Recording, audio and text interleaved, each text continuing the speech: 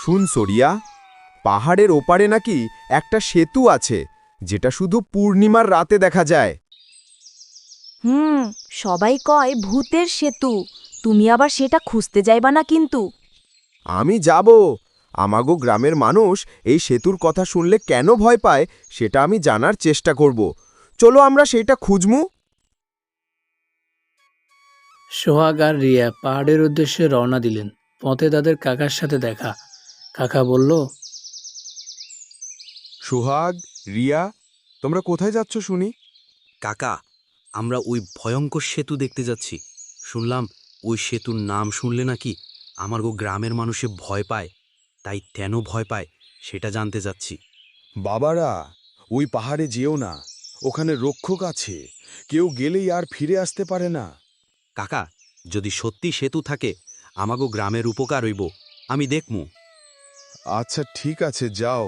তোমার যেহেতু এত ইচ্ছে, সাবধানে যেও কিন্তু। সোহাগ আর রিয়া হাঁটতে থাকে পাহাড়ের উদ্দেশ্যে।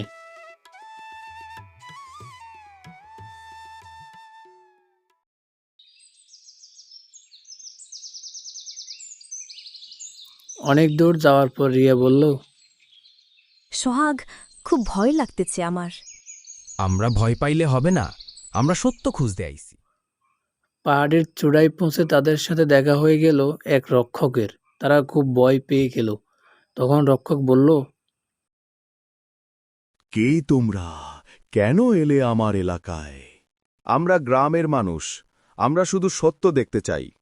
সাহস আছে তোমাদের, কিন্তু সেতু পার হতে হলে 3টে প্রশ্নের উত্তর দিতে হবে।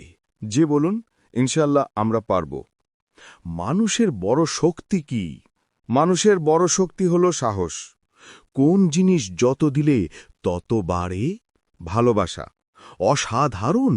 এবার শেষেরটার উত্তর দিতে পারলে জিতে যাবে। আচ্ছা, বলো তো, কোন জিনিস দেখা যায় না কিন্তু থাকে? আশা।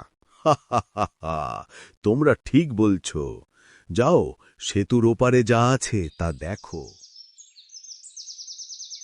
এই জায়গার পানি আর ফল মানুষকে সুস্থ ও শক্তিশালী করে তোলে। যতক্ষণ মন পরিষ্কার থাকবে ততক্ষণ এই সেতু থাকবে।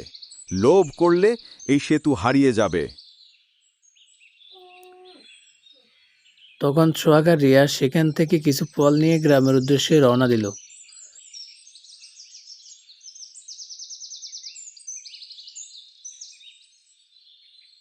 গ্রামে ফিরে সবাই ফল খেয়ে সুস্থ হয়ে উঠল। ধীরে ধীরে পুরো গ্রাম সমৃদ্ধ হয়।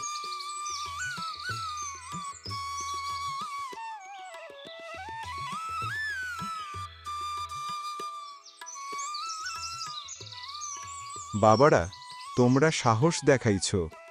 তোমরা এই গ্রামের উপকার করেছ।